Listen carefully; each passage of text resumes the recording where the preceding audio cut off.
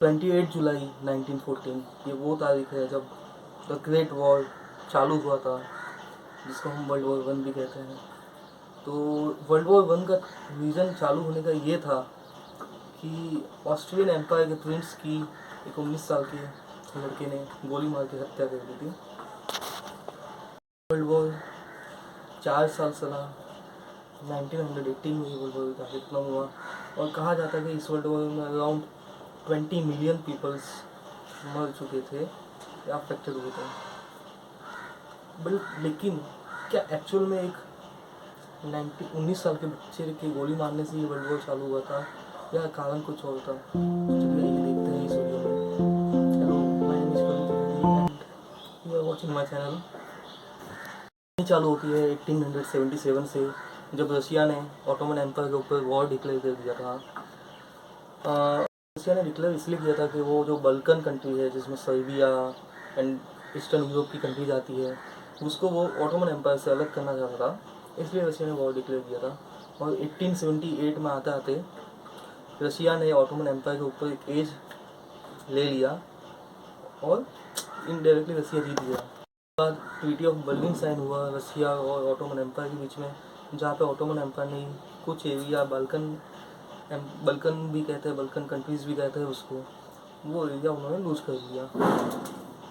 और treaty of Berlin में था क्या? तो ट्रीटी ऑफ बर्लिन जो साइन हुई थी उसमें ऑटोमन एम्पायर एक तो पहली बात कुछ बहुत सा एरिया लूज कर लिया था उसने बल्कन एम्पायर का, और ऑस्ट्रेलिया जो नेबरिंग कंट्री थी, ऑस्ट्रेलिया को एडमिनिस्ट्रेटिव पावर दी गई थी।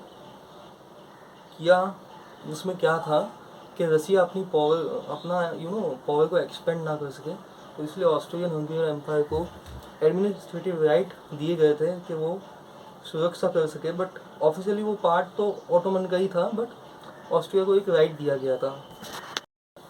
बट 1908 में क्या हुआ? 1908 में ऑस्ट्रिया ने इलीगल तरीके से बोस्निया एंड बोस्निया के ऊपर बोस्निया को अपने अंदर एनेक्स कर दिया, जो बोस्निया पार्ट था बल्कन कंट्री का। क्या हुआ? ये मूव से प्रोटेस्ट चालू हो गए काफ़ी जगह। रसिया में प्रोटेस्ट, सर्बिया में प्रोटेस्ट। सर्बिया में इसलिए प्रोटेस्ट हुआ क्योंकि सर्बिया का एक इमोशनल कनेक्ट था बोस्निया के साथ। दूसरी तरफ और वही बोस्निया में भी प्रोटेस्ट चालू हो गए at the same time. Bosnia में वो 400 साल से ओटोमन एम्पायर का गुलाम था, उसके बाद वो आज़ाद होना चाहता था और उसको ऑस्ट्रिया ने कब्जा कर लिया। तो इस वजह से बोस्निया में भी प्रोटेस्ट चालू हो गए। ऑस्ट्रियन एम्पायर सर्बिया की तरफ जाता है, सर्बिया के ऊपर कब्जा करना चाहता है, और इसके लिए वो जर्मनी से हेल्प लेता है। जर्मनी जो ऑस्ट्रियन का एक काफ़ी अच्छा दोस्त है, और जर्मनी इसके लिए रेडी भी हो जाता है।